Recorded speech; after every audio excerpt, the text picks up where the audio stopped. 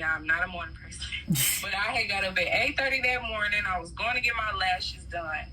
And my stepmama called me. And so I'm like, good morning. Hey, how you doing? She was like, what are you doing? I'm like, going to get my lashes done. She was like, oh, okay, well, I want to come to the house. I want to come see. I'm parked at the girl's house who's finna do my lashes. And my brother calls. So I'm like, hello?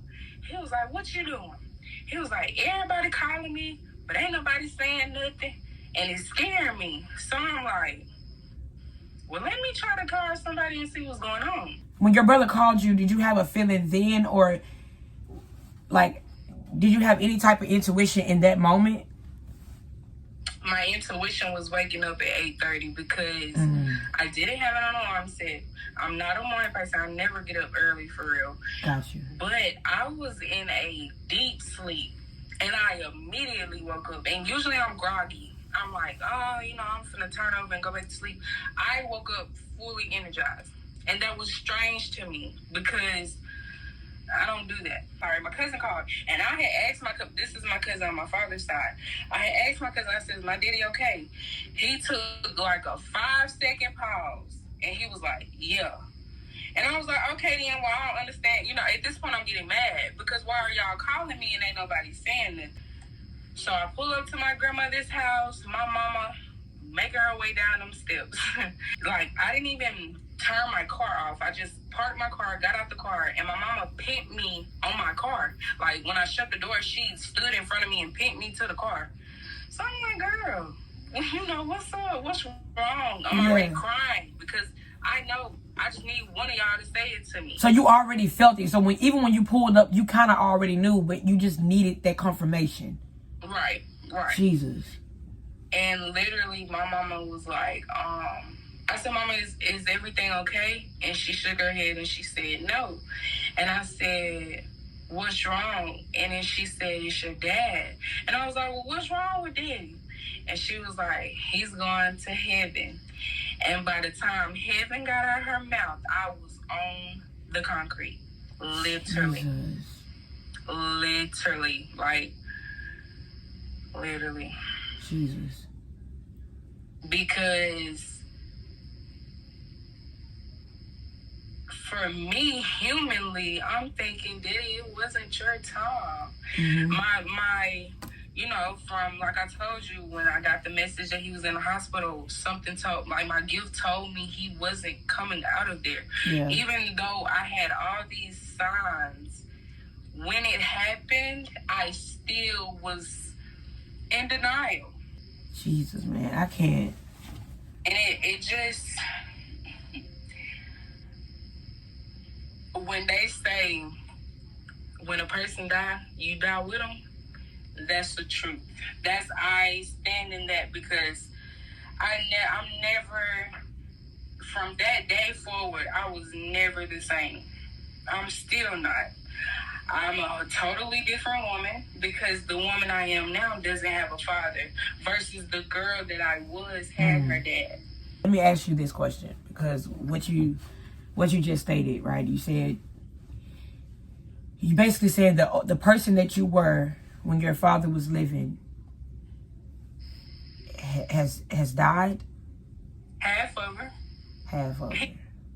He took half of me with him when he left because now my protector, the man that I went to for everything, anything, we could talk about anything, he's keeping me calm and sane through things that I'm experiencing personally versus, also going to school, friends, relationships. That was my go-to. So I don't have that anymore. And it switched immediately. Like, you go from having that person to not. And then the most traumatic thing was my daddy died alone. No family was there. The only people he had was doctors and nurses. Right.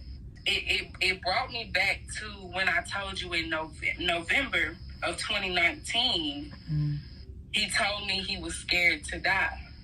I'm going to be honest. I was mad at God. I was tremendously mad. I'm sure we've all gone through a situation in our life and we don't understand why we're going through it. And when we don't have the physical answers, because I'm sure we all have asked God why. And when we do not get the physical answers that we are seeking in that moment, is God, why? Like, you get angry and you don't know who to be angry towards, and you be angry towards God. I've been there more than once. And emotionally, I didn't know how to handle it. Like I told you, I have friends whose fathers are still living. So to interject and just ask you this question, because I'm sure that it's a lot of people, because for me, I'm gonna be honest, okay?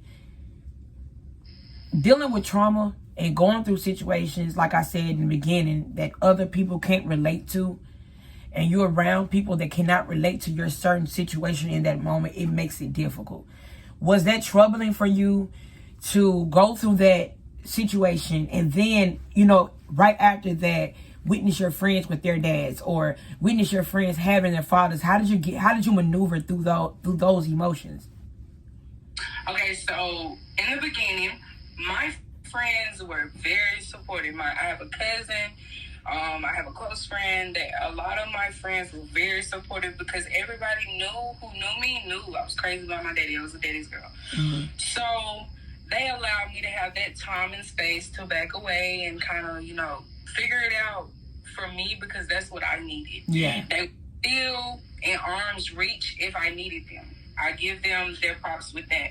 But I had to go through a lot of, like I told you, my anger. I was mad. I was so mad, because I felt like, now my daddy was a good man. I'm going to tell you, I used to talk to God. Like, my daddy was a good man, and he did not deserve to die alone. And me being 4 years out, I still feel like that.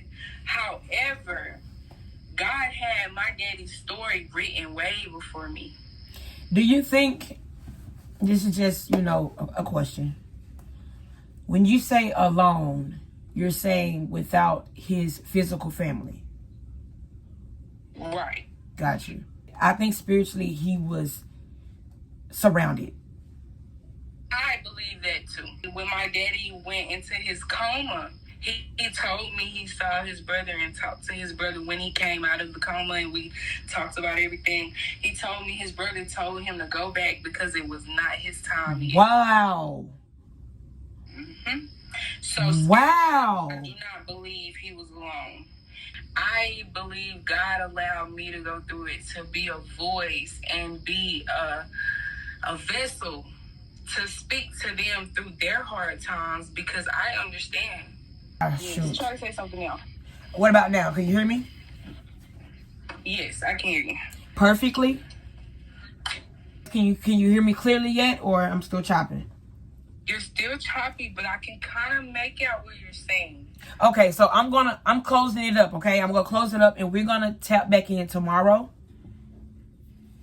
Okay. So y'all, this is Jazz, and I'm sure, this is literally a heart snatcher. Her story is deep. And even being your friend, I haven't heard your story in this much depth. I'm not gonna lie to you. So it feels like the very first time with me as well. But I do want to pick it up, because there's so much more that she has to say, and there's so much more to her story, and there's more questions that I have. And what I'm gonna do is I'm gonna post snippets, because I do want you all to send in questions for her tomorrow. That way a lot of more things can be talked about. I don't think she can hear me. All right, so we're just gonna close on out, y'all. Thank you so much for tuning in to the one and only Different But Relatable podcast. We're gonna pick back up tomorrow, y'all tune in again tomorrow as she finishes her story. This is a touchy subject, man, and I just want to say this: emotional availability and emotional sacrifice. So those are two things that I do want to say is very important to offer people and to give people. You just never know what people are going through. You never know what they're facing. A lot of times we don't have the words to say. We don't know how to help the next person. We don't always have answers to it, okay? But it's important to just be available, because you will be surprised how you could save somebody by just your availability, just listening to them, making them feel safe, giving them a place to talk, cry, scream, or just say how they feel in that moment. you could save lives. Literally, it's so many people that have lost their life, that have taken their own life just by not having an available safe space. So it's important to make yourself available to the people that you love, people that you care about, and if you have a heart like mine, just people in general. Y'all tune in tomorrow night, part 2.